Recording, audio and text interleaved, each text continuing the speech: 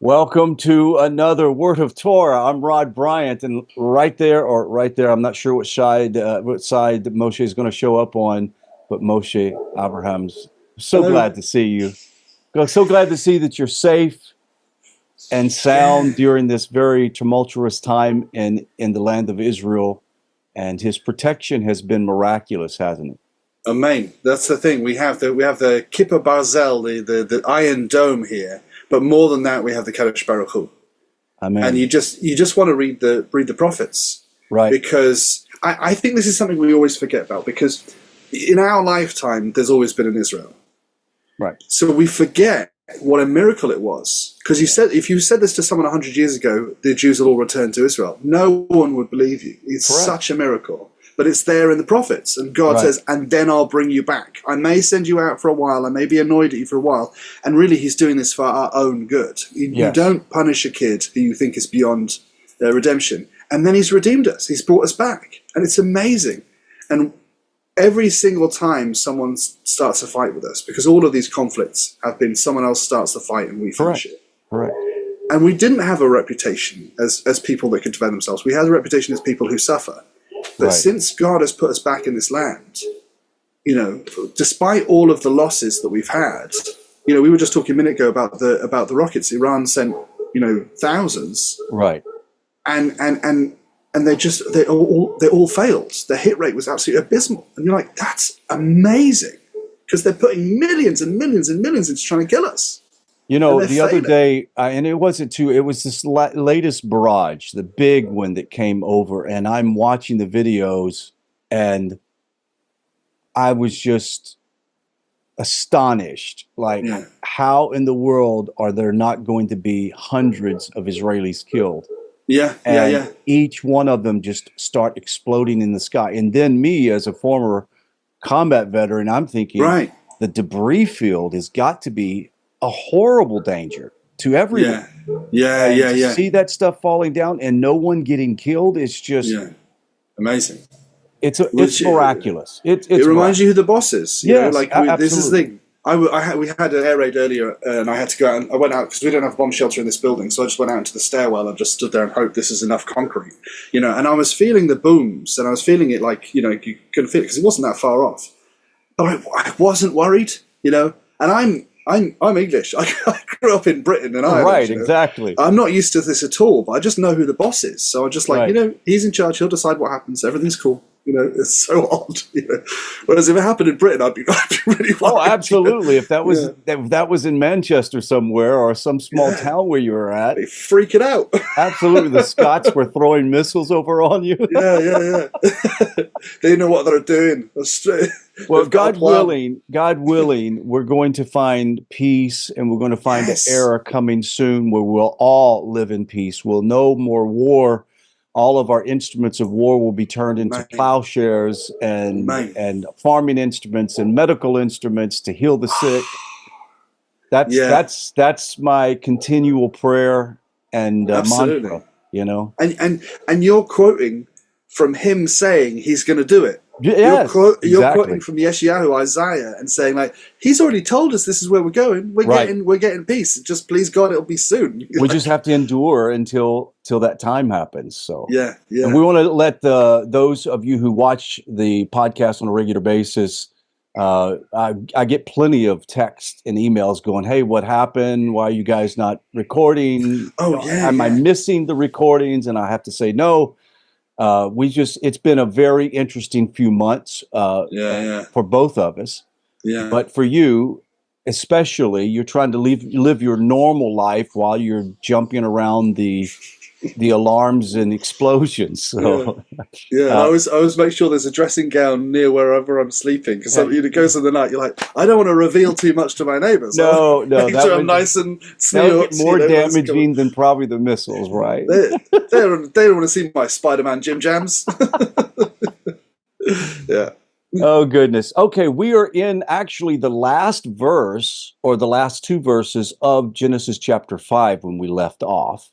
And we're Yes. going into Parshas Noach, actually, which was Yeah, last yeah. week. So we're kind of fell into a little schedule. Of course, the Parsha will speed away from us quickly. and we'll still be in the text because we're not rushing through the text.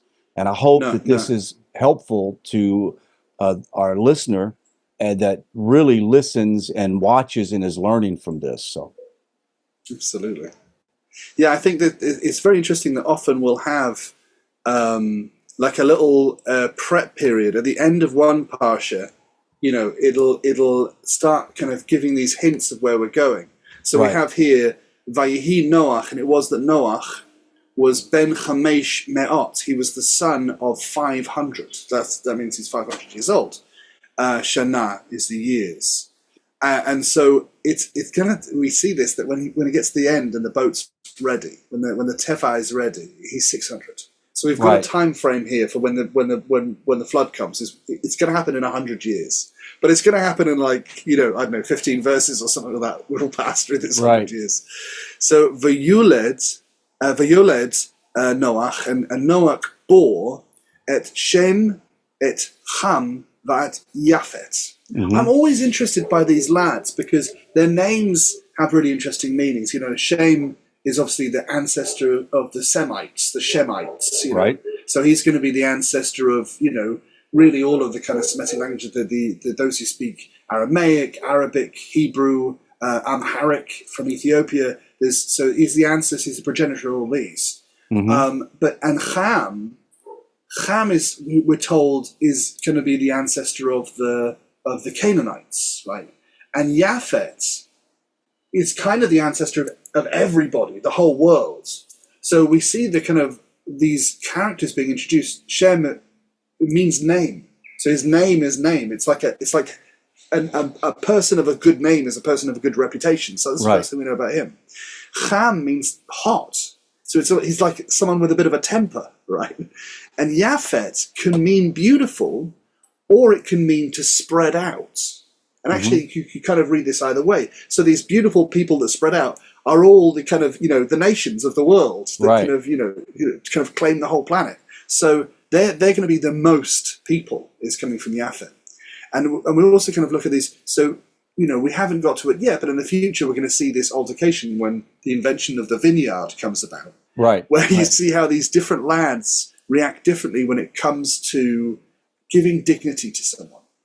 And so this is supposed to be a little play that shows us not only is this what happened with these people, but these are characteristics that might, you know, travel down throughout the ancestors. And it's very reassuring. People groups would have a proclivity toward a specific direction, and we're going to see it in these examples in the next few verses. Right, absolutely. So Vayehi ki hachel Adam L'rov al Pnei Ha'adamah. Now, hachel is a really interesting word because it can mean a few different things which sound completely unconnected to each other. So it can mean to spin, or to dance, or to turn over the soil. And that kind of, you can say, well, that's spinning the soil, that's turning it over. But it can also mean to begin. And sometimes what happens is, here we have the first hay is a hay. And then we've got these two letters. You go, well, we don't have all of the letters of the root here. So you need to know what's missing in order to know what's the word here. So at some point we need to do a couple of deep dives into two-letter roots and find out what we're referring to. In this case, it's to begin. So, and it was that which means in this time the mankind began the rov to become many, so to increase. We have who left Egypt with the Israelites, the Erev Rav, the mixed multitude. So Rav can be multitude. But this is the verb to increase. Al Pnei Ha'adamah, on the face of the earth. Uvenot Yuldu Lahem. Now, so to Lahem means to them. Lamed means two or four, and Hem means them. So something happened to them. So we're talking about mankind here. Something happened to mankind. Well, what we have here is a passive verb. So what's happening is you can see that the root is yalad, which is to do with bearing children. It's to do bearing offspring. And then we have the yod says he will do it, right? And the u at the end, this vav with an u at the end, means pluralizes whoever's doing it. So instead of being he, it becomes they. But then we've got this thing here, and you really want to watch out for this cascade of dots. This oo vowel, so it's you'll do, doesn't mean you'll do. No, it means you'll do. Right. That makes it a passive. So instead of to bear, it's to be born. Right. Ah, interesting. Okay. So it flips the causality of the verb. Mm-hmm. So whoever this is talking about is being born rather than bearing. And what it says is, Uvanot and daughters you'll do were born, lehem. Daughters were born to them. So it's kind of picking out, they're probably having all kinds of children, but it's saying, I'm about to tell you something about these daughters of mankind. Interesting. So here, that's hachel, and that's talking about it started. So, vayiru. Now, that is a very interesting word. This comes up quite a lot. There's a lot in this first book about seeing this in this instance. So the root is Reish Aleph Hey. Ro'eh is to see, right? Mm-hmm. Hey is a weak letter, so it gets squished off the end of the word. So we've lost that because we've got a different word in here. So you have a yard. Yireh means he will see. The vav is a tense flipper. So vayireh, vayir is a tense flipper. Flips it from he will see to he saw, and then we've got that vav at the end. And the vav at the end pluralizes whoever's doing it. So instead of being he, it becomes they. So they saw. But who are they? It's the B'nai Ha-Elohim. And that causes a lot of controversy. Yes. Because you have all of these different theories. Who are these B'nai Ha-Elohim? It sounds like you're saying the sons of God. And, that would make sense. That's literally what it says on the page. The sons of God. B'nai Elohim. But that word Elohim gets loaned out to people at certain context. There's that classic moment where Moses is freaking out because he's a man of slow speech. He's a smart guy and a brilliant guy, but he has a trouble with his speech, whether it's a speech impediment or a stutter or whatever it may be. He doesn't want to do the talking. He's shy. So God says, that's okay. You'll be like Elohim, and Aaron will be like the prophet. You tell him what to say, and he says it for you, which is very, very sweet, very accommodating of God to make that concession for Moses. But the point is, he doesn't say, Moses never became God. He's just acting instead of God. And this is also what happens with judges. Correct. So judges, they bring judgment, and this is the word of God that we use to associate with God's judgment characteristics. Correct. So if a person is doing God's work in being a judge, you put God's name on them, just like a messenger is taking a message in the name of the king. A judge is also making a judgment in the name of the Kadosh Baruch Hu. Could it be said that the Jewish people and the pious of the nations, in some aspect, are operating as Elohim on the earth? I wonder if that could be done. I don't know. Yes, I think in certain moments, because the danger is, not every Jew is on the same page. You have it's not a monolith. Correct. So what can happen is you can say, speaking as a Jew, and then say something absolutely bananas mental. Just like someone could say, speaking as a mother, and then say something that most of the other mothers don't agree with. Correct. So there's a danger in making that a kind of a standard, because it's almost like when the Catholics say that the Pope speaks on behalf of God, and actually the Catholic scholars will say, well, only when he's wearing a special hat and only on a certain day and when he's standing on one leg so those conditions are important because we have to be so careful not to speak on behalf of God. Correct. Unless God told you to speak on behalf of God. Right. So it's said that there are people on this planet right now who are theoretically capable of being prophets, but we're not in a time of prophecy right now. Correct. And so I've often encountered people of other religions who have told me what God thinks. And I always caution them, be really careful. Right. Because it's so easy to make a mistake. Right. And it's like, do you remember when the Philistines took the Ark of the Covenant? And we were just devastated. We went to war with them, we brought it in, we lost the Ark of the Covenant. And they had it for a while. And then they started getting all these diseases and rats and stuff, and they were like, Israelites, take it back, Right. we don't want it. So they delivered it back to the Israelites, and they delivered 5 golden tumors and 7 golden rats or something like that as a kind of appeasement offering. Say, look, we don't want any of these things, right? And we'd forgotten how to carry it. Yes. We're supposed to carry it on poles, and we never realized why it was important to carry it on poles. And instead, we put it on a cart as if it was hay, Right. So it wasn't something as holy as it was. And we were going along, and one of the wheels hit a stone, and it started to fall. And one of the Israelites put his hand out to stop it falling, which of course you would. Right. He dropped dead. Yes. Now, he was trying to do a good thing, but he forgot this is not a box. Right. This is a sacred thing which is holding, not holding or being a seat for the presence of God. You can't touch it. Right. And we need to have that kind of awe for God. And So we can- all, in some aspect of our lives, do that, where we forget how to carry the presence of God in our life. Right, and right. we just take it for granted. We treat it casually, as God says. If you treat me casually, that's how you'll be treated.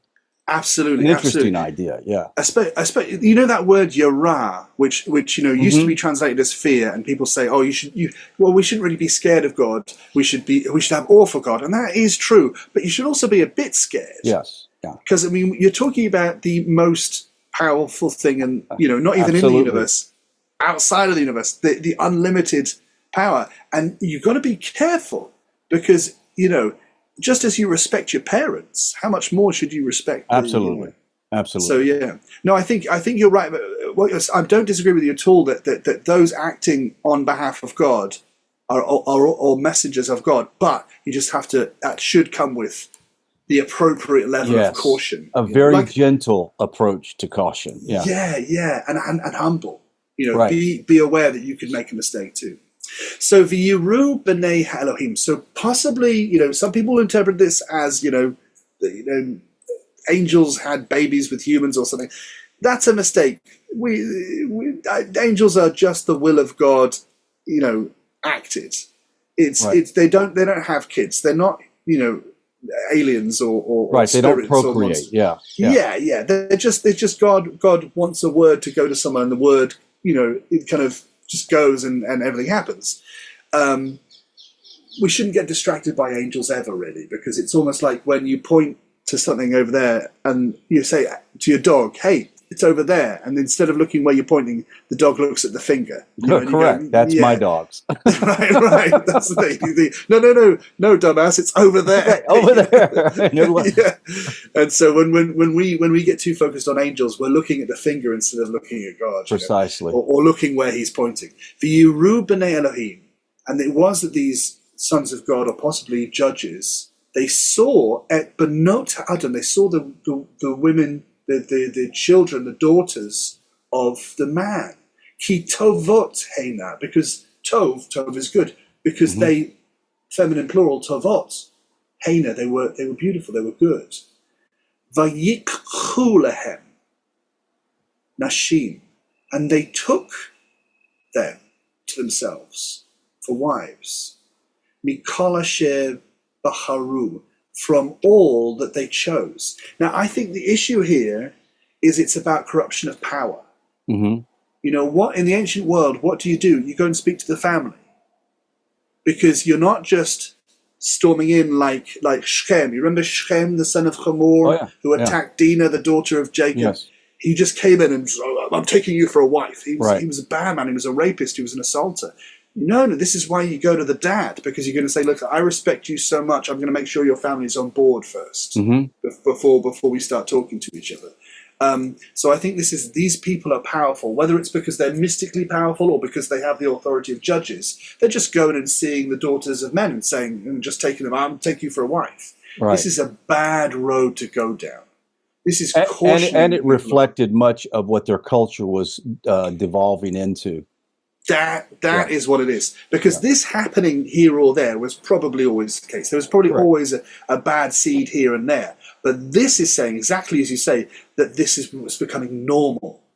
Mm-hmm. You can never let this kind of thing become part of the culture. You never let it be more. You have to be respectful to people. You have to be respectful to women. You have to be respectful for people who are vulnerable in front of you. And they're not doing that. And they're the judges, They're supposed to be the people of the most high moral standing. Right. So, V'yomer Adonai, lo yidom ruchi. Now, this is, Don here is coming from Dean, which is judge. Even the son of Jacob, who's called Dan, his name comes from judgment. A judge in Jewish thinking is a dayan. So you have a rabbi who's a scholar, but a judge is called a dayan. So he said, it will not be to judge ruchi. Ruach is the spirit, but ruchi is my spirit. And God saying, my spirit, it will not be to judge, that it will be ba'adam, in the person, la'olam, forever. Can you repeat that again? Absolutely. So v'yomer Adonai, God said, lo yidon, I'm judging that it should be not, that ruchi, my spirit, ba'adam, in the person, la'olam, forever. So there was no time limit on how long a person could live. So a good person has a long time to do a lot of good. We have all these, quotes from how long Methuselah lived, and this person, that person lived a very long time. But Noah himself. Yeah, absolutely. But God's saying here, this is getting out of hand. If someone, chas v'sholom, becomes corrupt, then they can live for a very long time and they can become very corrupt. Right. This is why back in the time of Adam, there was a choice. While Adam was living in the garden, he could eat from the tree of life, and he had no limit to his life. Right. But when he chose to eat from the tree of knowledge of good and evil, God's like, okay, so now you have to leave the other tree alone. You can't live forever and know the difference from right and wrong, because if it goes wrong, then you become infinitely corruptible. Right. So you've got to go out of the garden and live for a certain amount of time with knowledge. So it was a choice thing. That's kind of laid that out. So he's now saying, we need more limits. You guys are getting out of hand. It says, B'shegam. This is such a weird word. What we have here, gam means also, but we have two prefixes, right? So the bet as a prefix means in or with. Shin as a prefix generally means asher, which means that or which. So in that also, right? Okay, so we've got a whole phrase. In that also, who, basar, he's also flesh. That's why my spirit can't stay in him forever, because the spirit in a person is the most beautiful. It's the breath of God. Everyone has that potential for the highest level, because they have the breath of God. But God's saying, but they're also flesh. Right. And flesh is corruptible. Flesh is the earthly part. And that can be persuaded. That's where the Yetzer Hara is. The inclination towards doing the wrong thing is also in the person. So because of that, we need a limited time zone. He's saying, okay, I'm gonna limit it so you get some freedoms, you get free will, but for a limited time only. Okay. Right. So v'hayu, right? Now I'm gonna tell you something new. We've been talking about this tense flipper. Right. And all the tense flippers we've talked about have been when you take a word, right? You have the root here. You have a letter that tells you who's doing it. In this case, the yod means he or it, right? That's future tense. Whenever you have a letter at the beginning telling you who will do it, that's a future tense. Yomer, he will say. And then you stick a tense flipper on it, you flip it into past tense, he said. So whenever you're flipping from the future to the past, you have a vav with a petach. But you can also flip from the past to the future, and that's what's happening here. The roots is high. And in this particular, you have haya was, hoveh is, and yiyeh will be. Haya, hoveh, yiyeh. So this is haya, right? Haya was. Haya was. Yeah. And then, that's naturally it was or he was until you flip it into the female. So when you have an u on the end, that means they were, and because the letter at the end is telling you who's doing it, this is a past tense, right? So when you have a past tense verb, the tense flipper needs a schwa, which is two vertical dots. It's like binoculars on its side.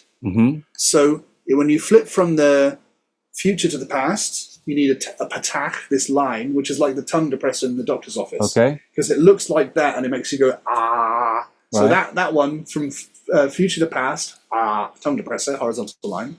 But when you have from the past to the future, sideways binoculars, right? Interesting. Okay, it's a So good way of identifying that. Yeah.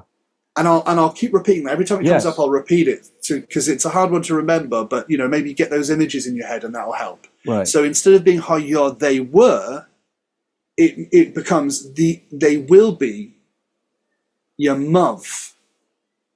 Now that's yom, which is day, yamei, which is plural, yamav, his, right? His or its. Now, of course, we're not leaving the women out. They're going to have this same limit as well. But the neutral gender in Hebrew is the he, just like in Spanish. That Okay, so his days or its days will be Mea ve'esrim shana.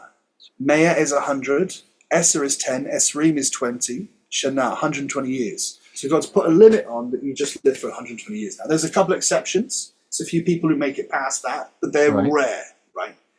I have a student, great student, very, very smart guy. Baruch Hashem, he's joining the Jewish people. He's a fella from Poland, came over to England and is just transforming his whole life to be a Jew. It's a beautiful thing to watch. But he said, I know about someone who lived more than 120 years. And I said, really, who's that? He said, there was this woman in France. She broke all the records. She lived to like 135. And I said, I don't think she would have done. 135 seems too much. And we were arguing back and forward after a while. And eventually he said, he found it on the Wikipedia page. He said, I found her. So great. So the class stopped. We all gave him permission to share the screen so we could all see this thing. And he was like, I was wrong about how long she lived, though. It wasn't 135 years. It was 121. I said, to be fair, at her age, is there any chance she made a mistake about that? Right. Because I mean, she's doing pretty good. Maybe she got to 120 and she was like, which was it? Was it 1889 or 1888? I can't remember. There's a classic video of a dear elderly woman who was 103 and she received, 100. She made 100 because that's when in the UK, the Queen will send them a letter, correct? Right. And so they said, hey, what do you think about the Queen sending you this letter? Totally unimpressed. Like, was not impressed at all. She says, I'm miserable. Why should we celebrate how old I am? Why do we have to bring this up? Like, she was not impressed at all. No. There was an interesting one that the Queen Mother made it past 100, and we all wanted to know, did the Queen send her own mum a telegram? That's interesting, yes. Yeah. I never found out the answer, but I hope she did. She seemed to have a bit of a sense of humour, the Queen, so... Yeah. May her memory be a blessing. Amen. Then we get this. Now, a minute ago, I said that this was controversial, B'nai Elohim. If that was controversial, this is even more controversial. Hanaphalim. Right. Now, the root of this, which is what's causing all the problem, is nafal. Nafal means to fall. So what this technically means is the fallen ones. And immediately, because we're all influenced by not only Christian culture, but by films which are influenced by Christian culture, and like horror films and all this kind of stuff. Correct. The fallen ones, immediately people jump to the conclusion of fallen angels. Correct. And they went, so they go, oh, this is an angel gone bad. Can't happen. Like angels actually have the capability of doing that. Yeah, they don't have any free will. They're just the will of God enacting. You can't have fallen angels. It makes a great film, but it doesn't work in Bible. Correct. So this won't be angels. This won't be angels. But it means anything fallen. And that could be anything corrupted. Well, a minute ago, we were talking about the B'nai Elohim, or probably judges, and how they were corrupted and they were, marrying with women. You can call them the fallen. They're supposed to be men of high standing, and now they're fallen. So this is quite possibly what's happening here. So for Hanaphalim, Hayor Ba'aretz Bi'amim Ha'hem. So what that says is the Nephilim were in the land in the days than these. So that makes it sound like we're not talking about the B'nai Elohim, because they've been described here, and now we come to this, and they're describing, these were the days when they were. Well, you already told us about the B'nai Elohim, so maybe this is something else. It's possible that it's something we don't know about, but it means whatever it is, man or angel or monster or giant, whatever it is, the point is not that they're mystical. The point is that they're corrupted. That's So you're saying that this next phrase, when divine beings cohabited with human women, may not even be associated with the Elohim above. Well, when it says, it be. doesn't necessarily say divine beings. No, it doesn't. It says Now that B'nai I'm Elohim, seeing it, I realize it says when the divine beings cohabited with the human women. Yeah, it could just as easily be when these corrupted judges, approached these women. Because what we're talking about here is about the main focus of this period is about human corruption. It's not about humans interacting with unicorns and and fairies Sasquatch. It's about absolutely. It's about people getting it wrong to the point that other people were suffering. That's what we should be focused on. We shouldn't be distracted by whether or not the unicorns made it onto the ark. Isn't it an interesting way we as humans will look at a text instead of examining ourselves and say, well, when mankind fell, we go, no, it's when the angels fell. They created all of this havoc. Point the finger over there. Right, yeah, absolutely. Yeah.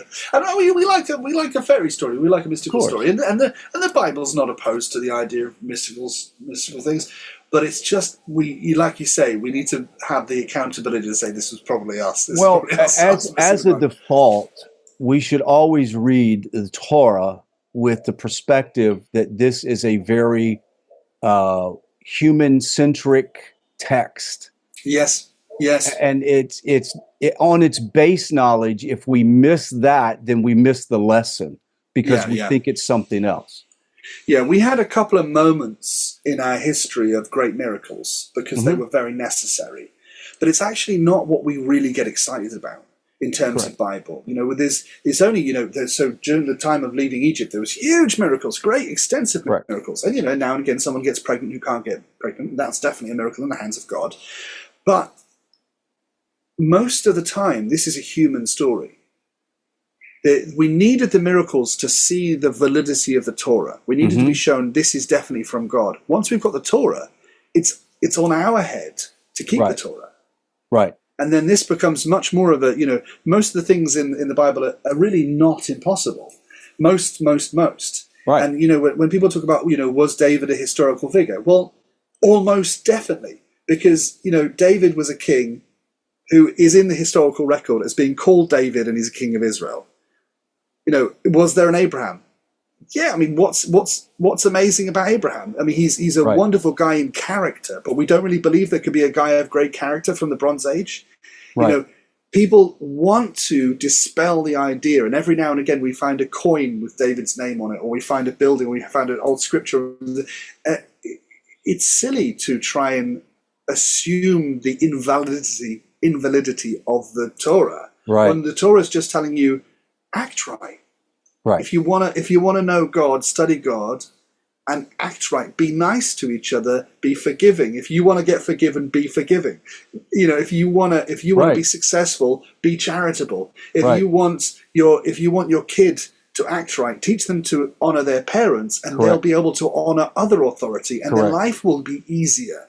Absolutely. If you teach them that respecting their elders doesn't matter, at some point they're going to get in trouble with the police. Right.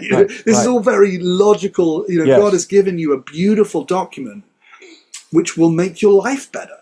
And that's most of the time what we're trying to do. I've always been under the opinion, it seems Torah and its simple observation, you recognize that with all of the miracles that took place with Israel coming out of Egypt, that in Egypt and coming out and for 40 years, that the miracles never did produce strong emunah. Right. Yes. Because they were always what? Doubting, complaining, we're going to starve to death. I haven't eaten meat in ages. Why can't I get a bit? Oh, now I've eaten too much meat. Oh. So if someone thinks that if Hashem could give or God could give me the greatest miracle, then I would believe. I just want you to know that probably won't happen. 100%. They'll be like, oh, David Blaine's behind it. Right. Exactly. But you raise a really important thing, because there's that moment that where we dipped and we had the golden calf, right? The eagle. Right. And it's such an interesting thing that right after that, what does God do? He invites us to make the tabernacle. Right. He doesn't punish us.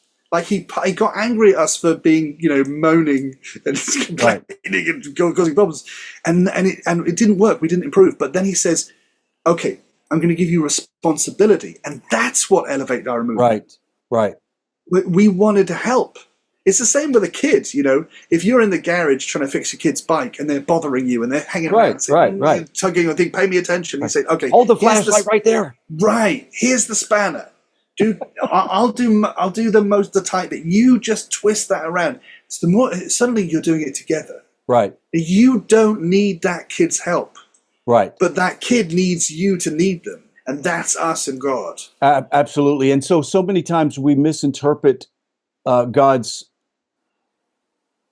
displeasure in our behavior or in Israel's behavior as God was angry or upset. It's more as you have missed your potential. Yes. This is not what I designed you for. You did. I didn't bring you this far for you to do that.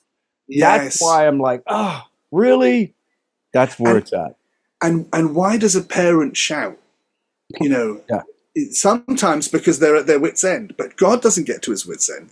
God is not a man that he does not change his mind. You can't make God angry. So why does he shout sometimes? For our benefit. Right. He always says, I may send you, I may be angry a while and turn my face away from you, and then I'll bring you back. It always says, and then I'll bring you back. So some people look at the fact that our text is warts and all and says everything we did wrong for the past 4,000 years. But that's so we can learn from it. Right. Everything God does is for your benefit, even the stuff which you can't imagine. How could this be for my benefit? Well, have a bit of faith, step up, take a bit of accountability, and see how your life gets better, and you'll understand. Absolutely. There's a phrase I heard the other day, and I really thought it was so good. It kind of goes along with Rabbi Abraham Fried's song about why, when I need you the most, you seem so far away. Are you familiar, right? And the phrase was, remember when you're going through the most difficult time and you pray and it feels like God's not answering you. Remember, the teacher never speaks during the test. And I was like, that's a good one. That's good. That's really nice. That's a really good one. So we can leave this part of the lesson with the idea is stay strong in your faith. Realize that miracles don't increase your faith. You increase your faith by doing what you have been designed to do on this earth, and that is to live in purity and goodness and wholeness. I'm going to bat it to you and let you wrap it up. And the really strong thing from Genesis, from the book of Genesis, is God believes in you. It's so many times he sits down, Adam and Chava, and says, okay, now you've got to leave the Garden of Eden. You're going to go do this. You're going to get a job. You're going to have babies. You're going to go and succeed. You're going to be a family. Next generation, he's talking. But in that generation, he tells them the snake, the Yetzer Hara, is always going to be around, but you can conquer it. He says it to Cain. You can overcome this anger problem you have. He says it every time he comes and tells off the Israelites in the desert. You need to do better than this. Yep. He wouldn't be saying that if he didn't think you could do better. Absolutely. He believes that you can be the best version of you, and we do as well. Absolutely. Absolutely. Yeah.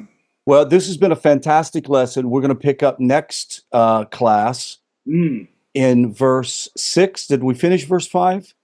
I've lost track. No. I get so into what we're saying. I think we're in verse 4, right?